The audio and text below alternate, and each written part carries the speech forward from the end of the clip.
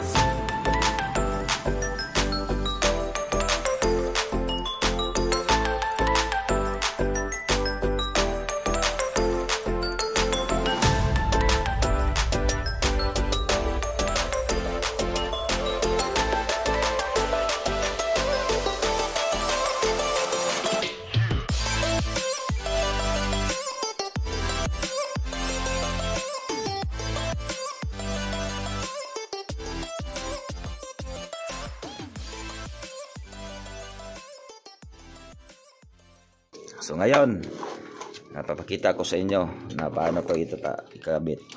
So ngayon, hilahin nyo lang kanyang timing chain. Ikabit na natin yung bore. Okay. Pagkatapos nyo na ikabit,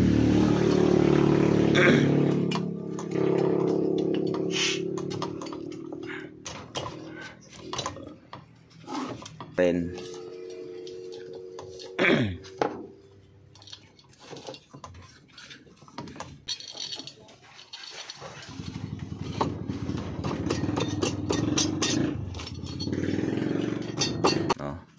So hindi na kailangan natanggalin natin tong yung timing niya. So kasi pag naka libil na po ang kanyang piston dito sa dito.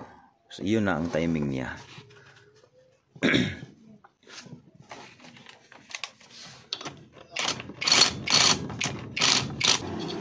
So pagkatapos dito mga idol, so hilahin lang natin yung timing chain para lumibil dito sa kanyang block.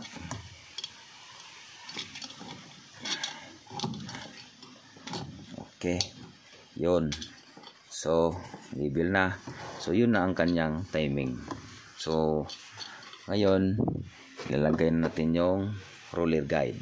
So paglagay natin dito, so kailangan nakasakay yung timing siya na dito sa may timing gear timing chain roller guide.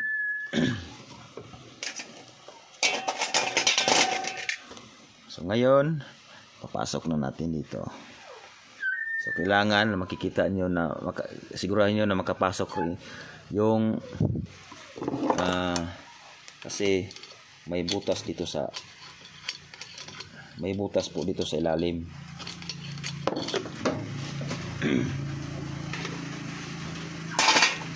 So may butas po siya. So kailangan ito po ay pumasok dito. Yun. Okay. So kabit lang natin dyan. Tapos makikita natin na tumama na yung butas sa yung butas na yan. Saka natin ipapasok.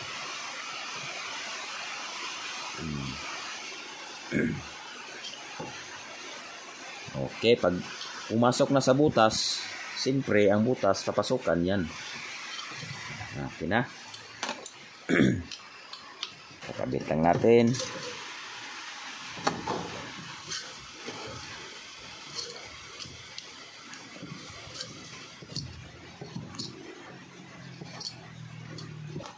Okay, kabit na siya. So dito mga idol, so yung camshaft niya, so yung may tatlong butas, so kailangan natin ikutin yan. Pag malambot na siya, yun, matigas na siya. Pag malambot na siya, yun lang na at saka pa natin kakabit yung yun, yung kanyang cambir. Okay. Okay, malambot na siya. Pwede natin O kamutin. O. Lambot na. So, pwede na natin ikakabit yung kanyang timing gear. Cam gear.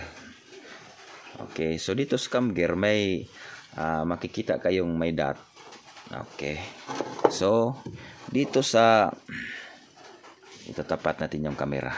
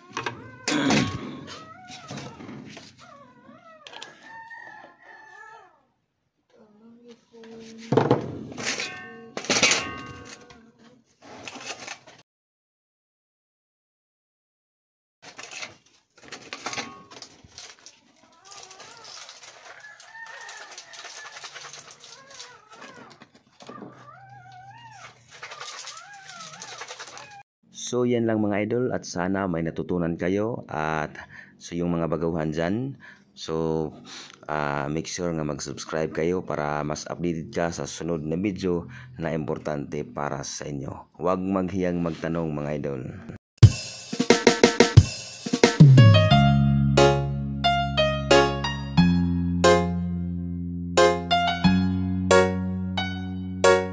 Saan ka pa? Kay DJ Brox ka na. Guwapo na.